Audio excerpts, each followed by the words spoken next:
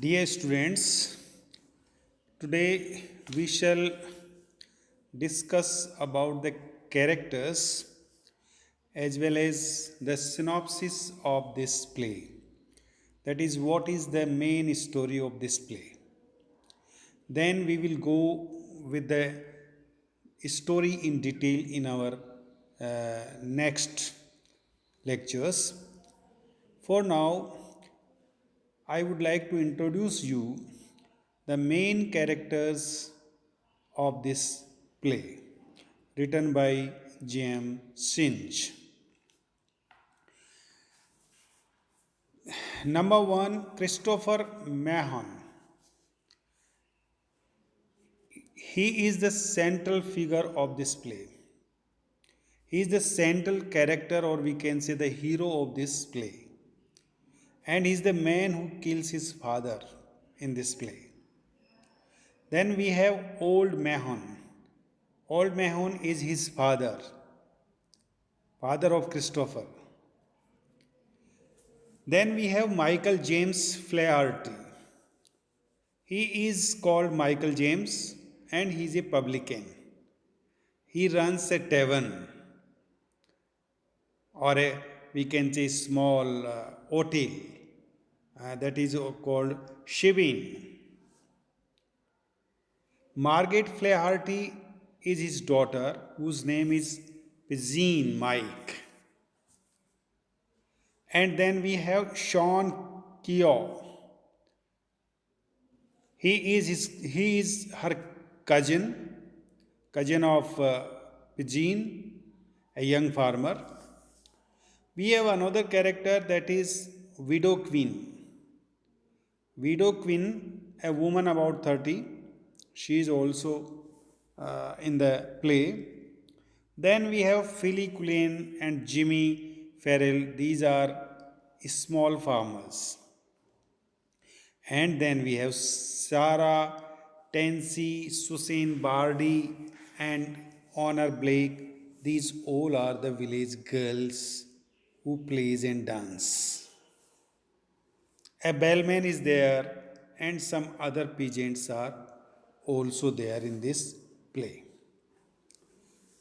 The action of this play takes place near a village on a wild coast of Mayo.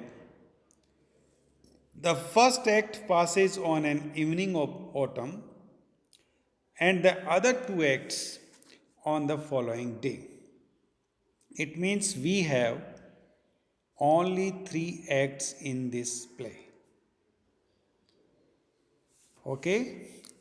Now we come to the synopsis of this play, that is a short or a brief story of this play. On the west coast of County Mayo, Christy Mahon stumbles into Flaherty's tavern. There he claims that he is on the run because he killed his own father by driving a law into his head. Law means a spade. So, the playboy of the Western world, the play, tells us the story about a young man whose name is Christy, or we can say the full name is Christy Mahon, or we can say Christopher Mahon, who, in a quarrel with his father, has hit the old man with a spade, and on the victims falling down on the ground unconscious. When his father fell down unconscious on the ground, he believed that Christy believed that his father is now dead. So, fearing of the arrest, he runs away from there. He flees from his native village, and then, wandering for 10 or 15 days, 11 days, he takes a shelter, or we can say refuge. Where? Where? In Flaherty's tavern. In a shebeen, that is outside a village situated near a wild coast of Mayo. Shebeen is a public house or a tavern, we can say. So it was the tavern of Flaherty. So he takes shelter in that shebeen or in that tavern. There, to his surprise, the people who are situated near a wild coast of Mayo, the people who are present in the shebeen, in the tavern at the time, when they heard from him that he had killed his father, they treated him with great hospitality. Hospitality. That is, they believed that he is a man of great courage and daring. Therefore, there is something heroic about him, that he has killed his father. So they thought him as a hero. And among these persons, there was Michael James, that we have Michael James Flaherty, who is the owner of the shebeen, and his young daughter, that we have the name Pigeon Mike. They all were influenced by Christie's actions.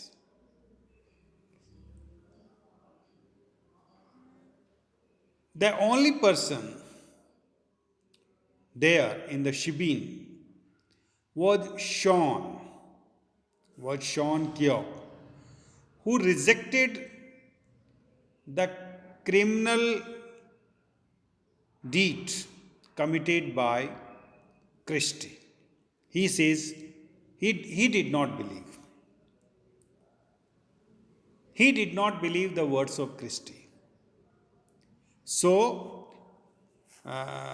even then, however, regardless of the attitude of Sean, Michael James and Pigeon keeps Christie at their shebeen as a pot boy, that he would help Pigeon in her works at the tavern. And during the course of time, Pigeon was so impressed by Christie's exploit in having killed his father, that she almost fell in love with him. There was also another lady who was widow queen, who had also murdered her husband, and all whose children had died. She was also interested in Christie. That is, she also wanted to marry him. So she also gets interested in Christie because she also believes that he was a brave man. Because another reason was that she was looking for a second husband. So now Pigeon and widow queen, they have the regular dispute over Christie, but Pigeon has the better of the older woman, because Christie too is more interested in Pigeon than by widow queen. So Christie was also interested to marry Pigeon, not to widow queen. So these incidents took place in Act 1 of this play. Now in the Act 2, what happens?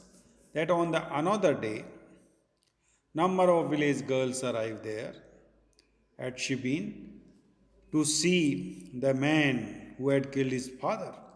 And these girls have also felt much impressed by the brave deed done by the Christie, done by this young fellow, and have therefore they come to satisfy their curiosity about what he looks like. So they were eager to see Christie. How does he look? So they gathered there. They also brought some gifts for him in order to show how happy they are to meet such a brave man.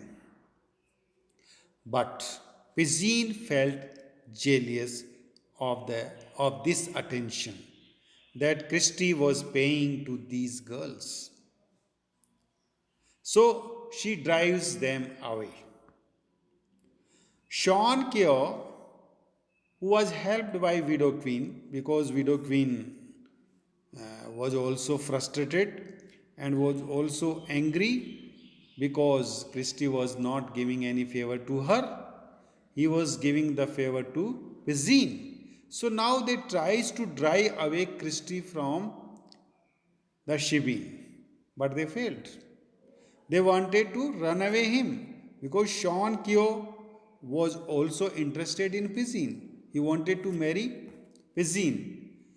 And widow Queen was interested in Christie. So both of them were jealous of him because none of them was getting him. So they wanted to drive him away. But they failed. At this point, there takes place a surprise moment. And what was the surprise moment? That Christie's father, who had not really died, appears there after having wandered many villages in searching his son. He appears there. Christie at once hides himself behind the door, whereas Widow Queen tries to tackle Christie's father, Old Mahon. And in this course of conversation, Widow Queen came to know that old Mahon's son, was a good for nothing, as his father told her. That Christie is nothing. Christie is good for nothing. He is a talker of folly. He is a clumsy workman. He is a timid fellow, and he has run away to hide himself whenever he saw a girl coming towards him. A wretched young man who could neither drink liquor nor smoke a pipe. So, here old Mahon is describing about Christie to Widow Queen, that his son is good for nothing, and he is not so brave as he has said. So this description of Christie was absolutely contrary to the impression that he had poured upon or produced upon the entire local population of that village where he has taken shelter. But in order to save Christie from the old man's wrath, Widow Queen gives him some misleading information about Christie. So she tells old Mahon, or Christie Mahon, we can say, that so that the old man goes away. Then Widow Queen tries to woo Christie again in order to win him as a husband for herself. But Christie says that he is not interested in her. He is interested only in Pizzine. Then again Christie is encouraged by Widow Queen to take part in village sports, and he takes part there and he wins all the contests and the games, and he becomes doubly a hero of the village in the eyes of the local people. First, because he had shown his bravery by having killed his father, secondly, by emerging as a champion in the games. So, Pigeon was now more in love with Christie than she was at the beginning. And there is an ardent love scene between the two here in this play.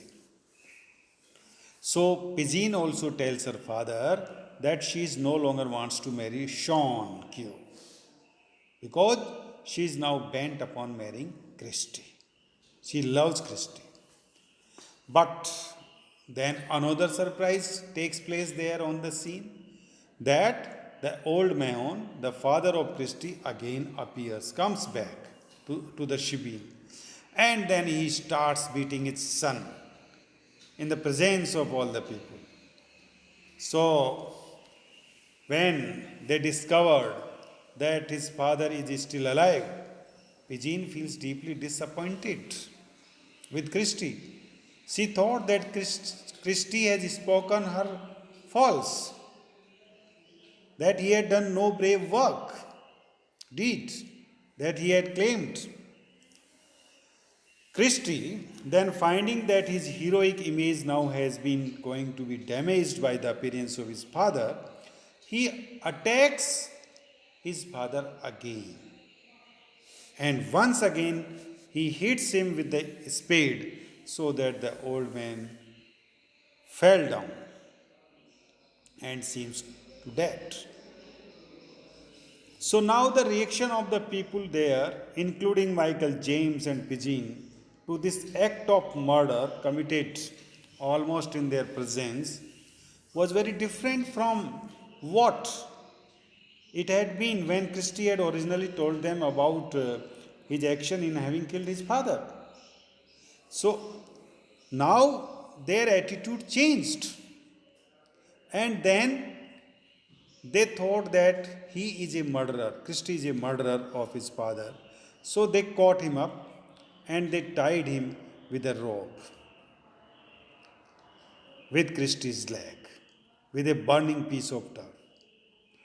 But then another surprise comes. And what happens? That the old man again appears there because the second blow from his son also could not kill him. It means no murder was committed.